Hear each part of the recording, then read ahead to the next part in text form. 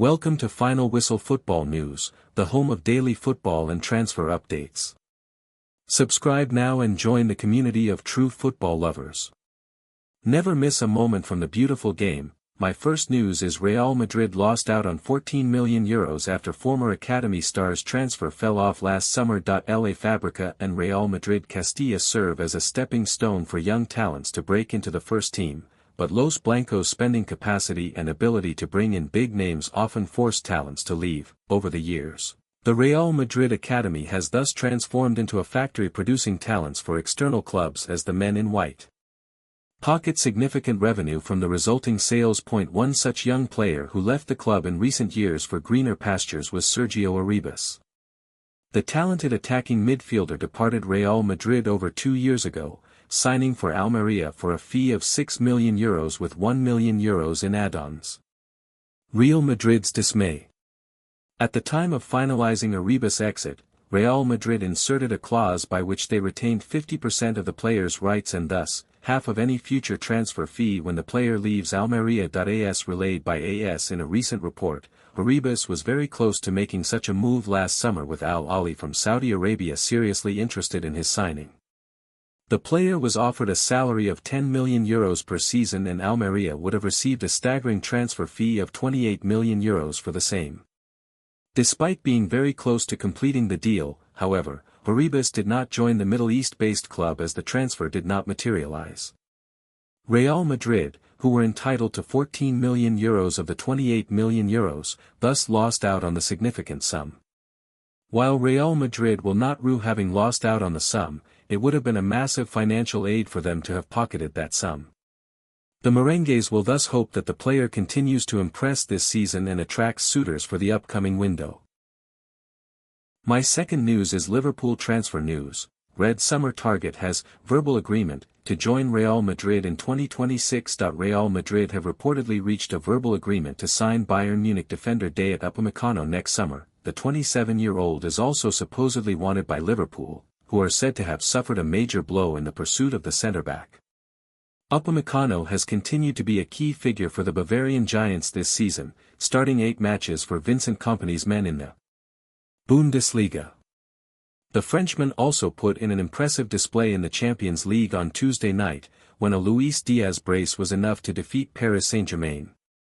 After success on the continental stage earlier in the week, Upamecano and Bayern Munich visit Union Berlin in the Bundesliga on Saturday afternoon. Real Madrid reach verbal agreement for Upamecano. According to Footmercado, Real Madrid have taken a significant step in their efforts to secure the services of Bayern Munich man Upamecano. The report claims that Los Blancos and the 27-year-old have a verbal agreement in place for his transfer during the summer window of 2026. With Upamecano entering the final year of his contract, the defender is able to agree pre-contract deals with foreign clubs from January onwards. As well as Xabi Alonso's troops, it is understood that Premier League champions Liverpool are also in the hunt for the talents of the Frenchman. Adding further complexity to the situation, Real Madrid are supposedly admirers of Red Star Ibrahima Konate, who is thought to be a backup option to Upamecano. Liverpool's centre-back struggles. Liverpool pushed hard during the latter stages of the summer transfer window to find a new face for their centre-back department ahead of this term. The Reds had Crystal Palace and England star Mark Gahey in the building and completing a medical on the final day of summer trading. However, after Oliver Glasner's Eagles failed to find a replacement for the defender, the Selhurst Park club pulled the plug on the deal. My third news is Cristiano Ronaldo explains why he snubbed Diogo Jota's funeral after criticism. Cristiano Ronaldo has opened up on his decision not to attend Diogo Jota's funeral after the former Liverpool and Portugal forward died in a car accident. Cristiano Ronaldo has defended his decision not to attend the funeral of Diogo Jota, the former Liverpool and Portugal forward who tragically died in a car accident in July. Jota, along with his brother André Silva, was en route to the port city of Santander to catch a ferry back to the UK when their Lamborghini spun off the road and burst into flames near Zamora, Spain, following a tire blowout while overtaking another vehicle. Just days after the tragic loss of Jota and Silva, a funeral was held in their hometown of Gondomar, Portugal. Many of their former teammates were present, but one notable name was missing: Ronaldo, who had played alongside Jota in the Portugal national team for 6 years, chose not to attend. Ronaldo has now explained his absence from the funeral. In an interview with Piers Morgan, he stated, "People criticize me a lot, I don't care about that because when you feel free you don't have to worry about what the people say. But one of the things I don't do is, after my father died I have never been to a cemetery again. Second, and you know my reputation, wherever I go it's a circus. I didn't go also because if I go the attention goes to me and I don't want this kind of attention. I saw, and I'm not criticizing it, when you go into a sensitive moment, you do interviews to speak about him and speak about football. Come on guys, what is this? This shows how secret life is sometimes. I am not part of that. If you want to be part of this world, good luck, but I am going to be on the other side. People can continue to criticize me, but I felt good with my decision." Despite Ronaldo's absence from Jota's funeral, he offered a heartfelt tribute to the former Liverpool star and recounted the devastating moment he learnt of his passing. "I was with Georgina Rodriguez, alone," the 40-year-old Ronaldo said. "I was in our period of rest in the gym in the morning. I didn't believe it when they sent me the messages. I cried a lot." Gio can confirm that. "It was a difficult moment for the country, for the family, for friends, for teammates. It was very sad news." Jota had been told not to travel by air following lung surgery and had arranged to return to England by sea with his brother. The pair were traveling to Santander, stopping overnight in Benavente, before catching a ferry to Portsmouth. The surgery he had had was lung surgery and he had been advised against flying following this, CNN Portugal's Rui Loura explained. He was on his way to the northern Spanish port city of Santander to cross the ferry and reach the UK that way and carry on with the car once he reached Britain. He was on his way to Liverpool with his brother. My fourth news is Aurelien Tchouameni ruled out for Real Madrid and France as midfielder suffers muscle injury. Aurelien Tchouameni has been ruled out of action for Real Madrid and France after he was diagnosed with a semitendinosus muscle injury in his left leg, Los Blancos announced in a statement on Thursday. The news will come as a huge setback for both Tchouameni's club and country, as he had become indispensable under both Xabi Alonso and Didier Deschamps. Real Madrid issued Tchouameni injury update. Madrid have been dealt a hammer blow as the former Monaco star was diagnosed with a muscle injury after playing the full 90 minutes in the 1-0 Champions League loss to Liverpool on Tuesday evening. Following tests carried out today on our player Aurelien Tchouameni by the Real Madrid Medical Services, he has been diagnosed with a semitendinosus muscle injury in his left leg. His recovery will be monitored, said Real Madrid in a statement published on their official website. Madrid head coach Alonso will have to navigate through the upcoming fixtures without a player he described as a key pillar in June. Tchouameni is a key pillar because of the weight he carries, the different roles he can play depending on the position he has to take, Alonso said at one of the Club World Cup press conferences. He constantly has to make small decisions and help the whole team. How many games will Tchouameni miss for Madrid? Tchouameni has been one of the most important pieces of Alonso's system.